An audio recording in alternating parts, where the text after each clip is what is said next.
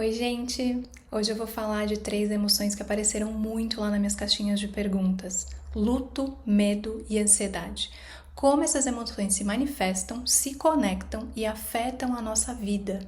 Nesse vídeo eu vou explicar o significado de cada uma delas, vou trazer alguns exemplos pessoais de como elas se manifestam, ferramentas práticas e formas de apoio. Vamos lá? Vamos começar com o luto. O luto, gente, ele não é sobre morte, mas sobre qualquer perda significativa, que pode ser o fim de um relacionamento, de um sonho ou a presença de alguém querido. Ele bagunça a nossa mente e o nosso coração, porque a gente estava acostumado àquilo que se perdeu. Os pensamentos, eles influenciam diretamente a intensidade da dor que a gente sente. A dor se transforma em tristeza, raiva, negação, culpa ou até alívio. E o alívio não significa insensibilidade. O luto, ele não passa, mas ele se ressignifica. Você aprende a viver com aquela ausência. Eu tinha 20 anos quando meu pai faleceu, depois de mais de 3 anos lutando contra um câncer. A gente vive entre médicos, hospitais e a esperança de uma cura que não veio. Quando a notícia de que não havia mais tratamento chegou, a gente começou a conviver com a espera da morte, algo que ninguém está preparado para viver. Quando ele se foi, ao invés de eu viver o luto, eu me forcei a ser forte e a sentir apenas o alívio por ele não estar mais sofrendo. Mas mais de um ano depois, o baque veio com tudo. Eu percebi que eu não tinha vivido a dor da perda no momento certo, e isso me afundou ainda mais. Foi difícil, mas com ajuda eu consegui subir de volta. Eu aprendi a conviver com a ausência, eu ressignifiquei a morte do meu pai. E hoje o que fica são os aprendizados, a força que esse processo me deu e as memórias felizes que ele deixou em mim. O medo. O medo ele existe para nos proteger, mesmo quando a ameaça é apenas imaginária. Ele é útil porque ele prepara o nosso corpo para reagir.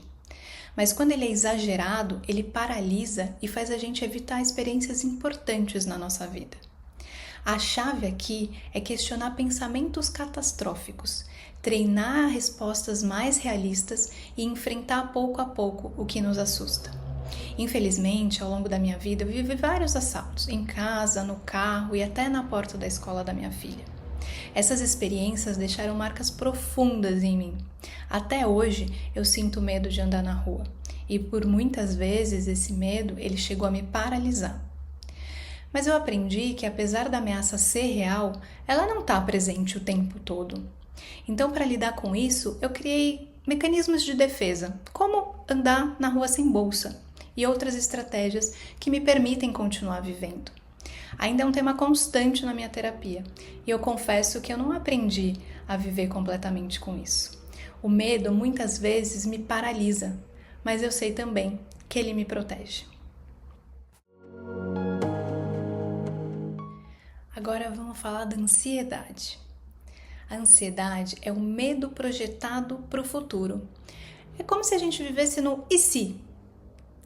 O corpo ele entra em alerta sem o perigo real. Coração acelerado, tensão, falta de foco. Na dose certa, a ansiedade ela ajuda a gente a se planejar, a se preparar. Mas quando toma conta, ela rouba toda a nossa energia e nos impede de viver o presente. Aqui no Brasil, segundo a OMS, nós somos o país mais ansioso do mundo. E ainda tratamos saúde mental como um tabu. Diferente do que fazemos com outras áreas. Por que a gente fala abertamente que foi num cardiologista ou num gastro e a gente não fala o mesmo sobre um terapeuta ou um psiquiatra? Falar sobre isso é essencial. Mas e aí, qual é a conexão entre essas emoções? O luto, ele ensina que perdas acontecem. O medo, ele tenta evitar que aconteça de novo.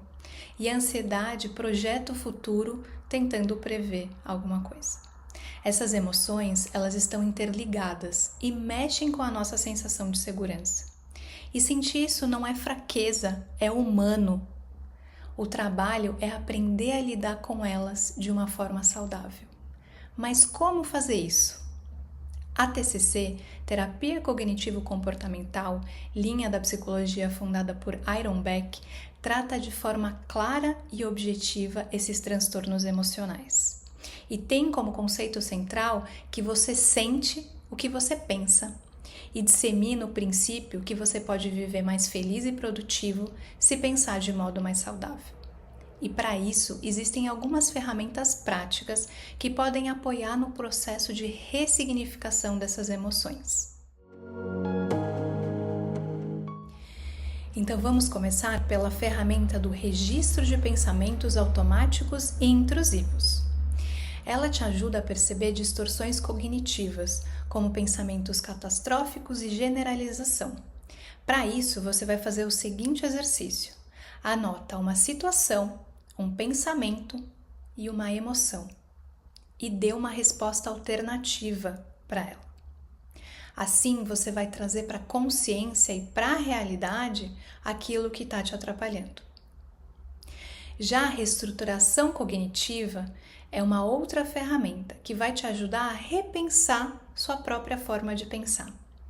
Comece a questionar seus pensamentos com perguntas como: qual a evidência de que isso vai acontecer? Se acontecer, como que eu posso lidar? E o que eu diria para um amigo nessa mesma situação?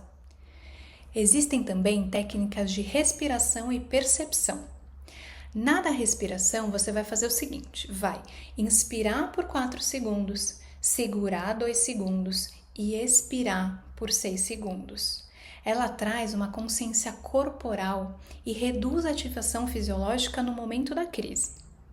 Já na da percepção, você vai fazer o seguinte: você vai identificar 5 coisas que você vê, 4 coisas que você toca, 3 coisas que você ouve, 2 que você cheira e 1 que você prova. Ela vai te trazer de volta para o presente, retomando a sua consciência espacial. Agora, na ferramenta de exposição gradual, você vai criar uma lista de situações temidas para enfrentá-las de forma progressiva, reduzindo a ansiedade associada. O que é importante aqui? Não se coloque em risco, como por exemplo, no meu exemplo do assalto, eu me colocar em meio a um tiroteio para ressignificar o meu medo. E por último, a agenda prazerosa. Programe pequenas atividades que tragam prazer ou sentido, mesmo que no momento de luto, para ir reconstruindo a sua vida com propósito. Agora, se você tem alguém do seu lado que precisa do seu apoio, vou te deixar aqui algumas dicas. Nunca minimize o problema da pessoa. Evite frases como vai passar ou pense positivo. Prefira sempre eu estou aqui por você. Respeite o tempo da pessoa que está passando por isso. Ofereça sua presença antes de conselho. Seja um ponto de segurança e incentive-a a buscar ajuda profissional, mas sem pressão. Combinado? E lembre-se sempre, a gente não pode controlar tudo que a gente sente, mas pode mudar como pensamos e agimos. No luto, no medo ou na ansiedade, a cura está no ressignificar e não no esquecer. E se você sente que está preso em um desses ciclos, buscar apoio pode transformar a sua vida. E se esse vídeo pode ajudar alguém que você conhece, compartilha com ela. Um beijo e até a próxima!